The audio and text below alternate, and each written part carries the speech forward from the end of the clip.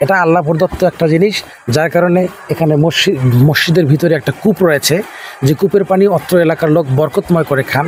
যারা যে নিয়ত করে এই কূপের পানি ভক্ষণ করেন বা সেবন করেন তারা সুস্থ হয়ে যান।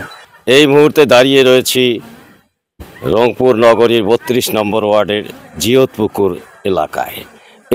আমার পিছনে রয়েছে জিয়তপুকুর। এই পুকুরকে ঘিরে রয়েছে অনেক ইতিহাস। আজ থেকে ৮০০ বছর আগে মদিনা থেকে একজন অলি এসেছিলেন, আল্লাহর অলি। তিনি ইসলাম প্রচার করেছিলেন। এখানকার স্থানীয়দের দাবি যে এই অঞ্চলে মধ্যে দিনাজপুরে যখন প্রথম মসজিদটি হয় ইনার হাত দিয়ে তৈরি হয়, সেটা ৮০০ বছর আগের কথা। এই জিয়তপুকুর সম্পর্কে মানুষের কাছে জনশ্রুতি রয়েছে যে এখানে মরা মাছ, মৃত মাছ অথবা বাড়ির গৃহিণীরা মাছ কেটে এখানে ধুতে আসলে সেই মাছ জীবিত হয়ে আবার চলে যেত। আবার কারো কারো মতে আছে যে মাদানী সাহেব এখানে তৎকালীন আমলে কুচবিহারের রাজার সাথে এই মুসলমানদের যে সংঘর্ষ হতো, সেই সংঘর্ষে যে যুদ্ধ হতো, সেই যুদ্ধে যারা আহত হতেন সেই আহত ব্যক্তিদের এখানকার পানি খাওয়ালে তারা সুস্থ হয়ে যেতেন। আর এই পুকুরকে ঘিরে আরেকটি চমকপ্রদ আছে যে এই এলাকার মানুষের বিয়ে শাদী হলে কেউ এখানে মানত করলে বিয়ের সামগ্রী, থালা, বাটি, প্লেট ইত্যাদি কাঁসার এই জিনিসগুলো তারা পেতেন। পরবর্তীতে বিয়ে শেষ হলে আবার এখানে দিয়ে দিতেন।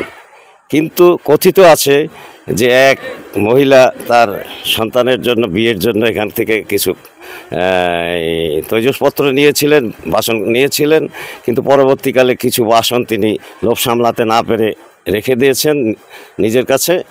তখন থেকে এটা আর হয় না। তবে এখন বর্তমানে এই পুকুরে মাছ আছে।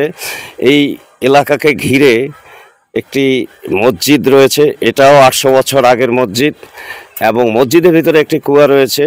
সেই কুয়া পানি এখনও অনেক দূর দূরান্ত থেকে আসে, মানুষ নিয়ে যায়। মসজিদের দক্ষিণ পাশেই রয়েছে মাদানী সাহেবের মাজার শরীফ। এর পিছনে রয়েছে একটি মাদ্রাসা, এর উত্তরে রয়েছে আরেকটি মাদ্রাসা, পূব দিকে রয়েছে ঈদগাহ মাঠ, তারপরে রয়েছে কবরস্থান। গ্রামের পরিবেশের মধ্যে সুন্দর নিরিবিলি একটি পরিবেশ, না দেখলে এখানে বিশ্বাস করা যায় না। এবং জিয়তপুকুরে প্রতিদিন অসংখ্য মানুষ আসে এখানে এই মাজারটি দেখতে। আমরা শুনছি যে এখানে সেই সময় যখন অলি আসছিল তখন এইরকম মাহফিল হচ্ছিল।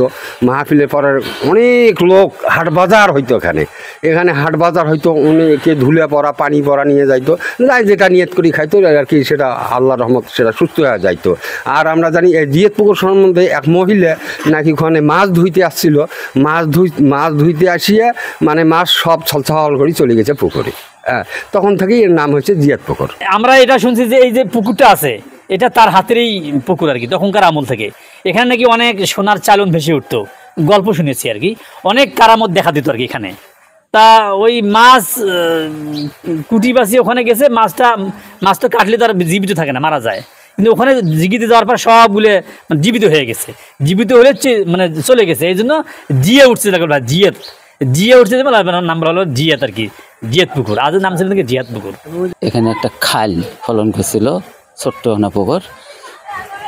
ওখানে নাকি ওই সময় ওরা বেদিনীগারের সাথে যুদ্ধ করছিল, তারপরে অসুস্থ যারা হয়েছিল তারা এই খালের পানি দিয়ে গোসল করলে সুস্থ হইতো।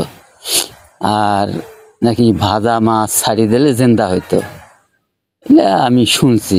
এটা আল্লাহ প্রদত্ত একটা জিনিস, যার কারণে এখানে মসজিদের ভিতরে একটা কূপ রয়েছে, যে কূপের পানি অত্র এলাকার লোক বরকতময় করে খান। যারা যে নিয়ত করে এই কূপের পানি ভক্ষণ করেন বা সেবন করেন তারা সুস্থ হয়ে যান।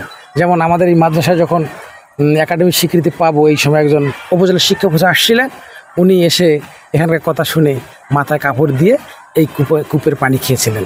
যার কারণে অত্র এলাকার লোক এখানে মান্যত করেন, আসেন, জিয়ারত করেন এবং দোয়া করেন নিজের জীবন সাফল্যের জন্য। জিয়তপুকুর মসজিদের ভিতরে এই ইন্দিরাটি ৮০০ বছর থেকে এই অবস্থায় আছে। এই ইন্দিরার পানি কখনো শুকায় না।